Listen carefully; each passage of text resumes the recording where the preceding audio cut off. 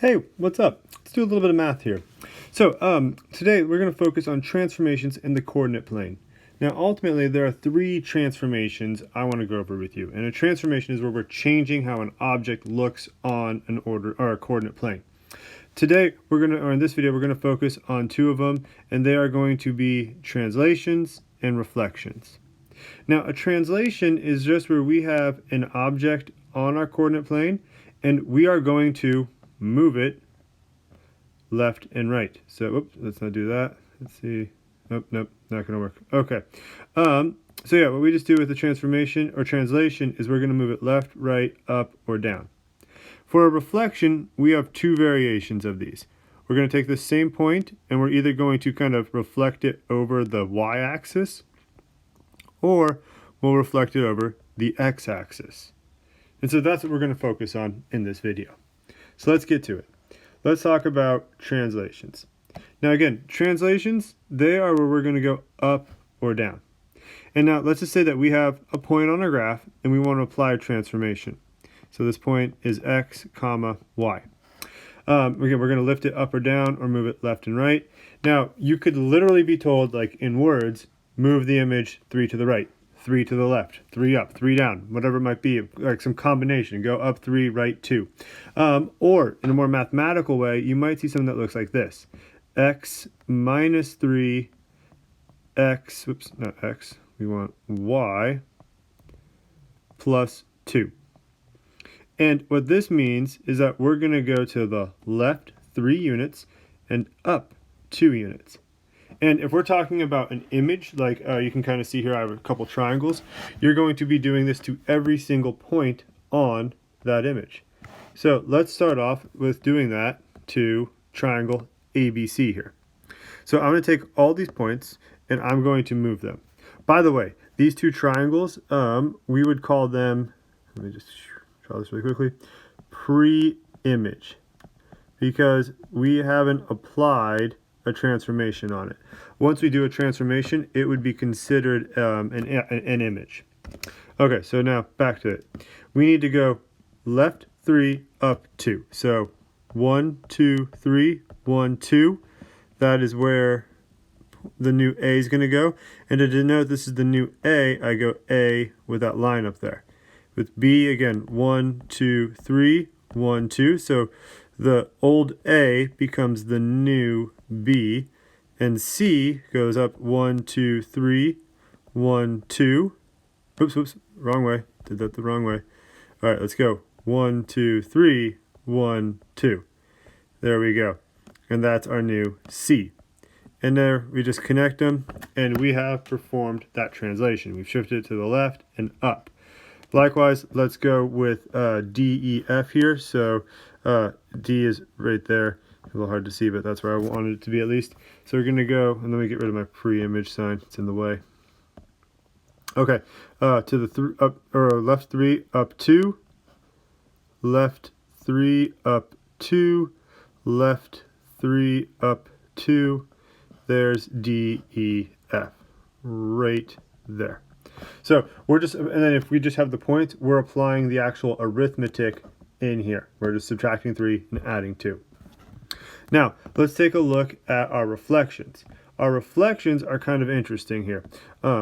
So what we're going to do, let's just kind of think about what this is going to look like here. If I take a point on my XY plane and I reflect it over my Y-axis, what's going to happen is I have some ordered pair here, X, Y. Well, this Y value hasn't really changed. So if I reflect over the Y value, Y stays the same. So, but what has changed is my X. It's still X distance away from the origin.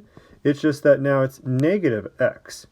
And so that's what's going to happen, is that we change the sign to being negative X, but we keep the Y the same, and this is over the Y axis. Similarly, if we have that same point and we end up reflecting it over the X axis, the X value has remained constant.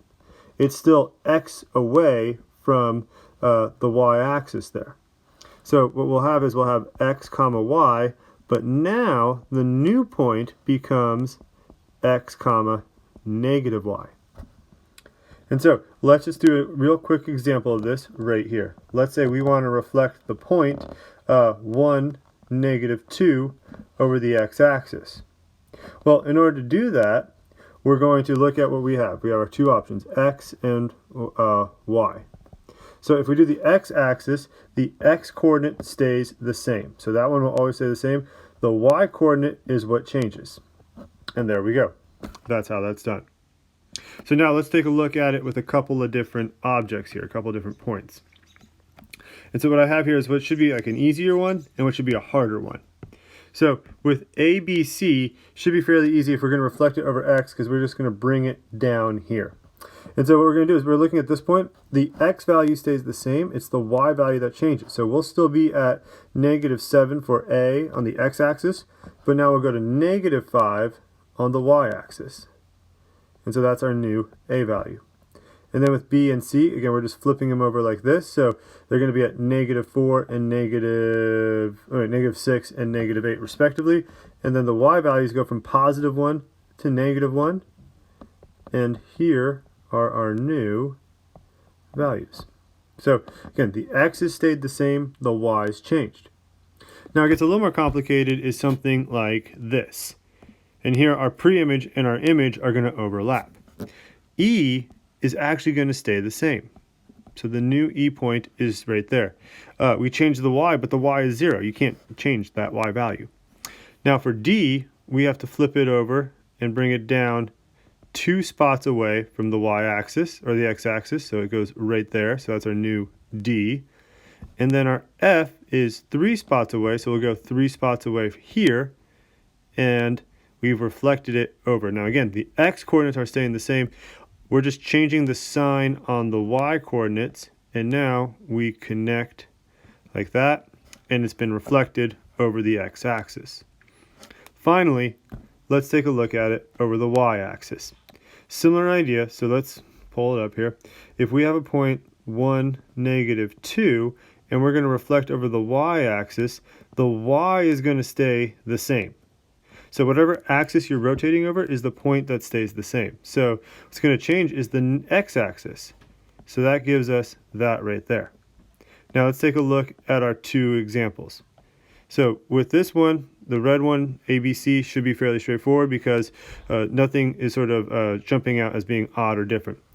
A is going to change its, or the Y value is going to stay up here, but instead of being at positive 5 on the x-axis, it's going to go to negative 5 on the x-axis there. C is still going to be 4 away, or sorry, it's going to be at 2 on the Y value, but it's going to be 4 away on that side, so it's going to be right there. B is going to stay at its Y value of 3, but it's got to be 8 away, so negative 8 over here. And we've reflected it. Our new B, and our new C.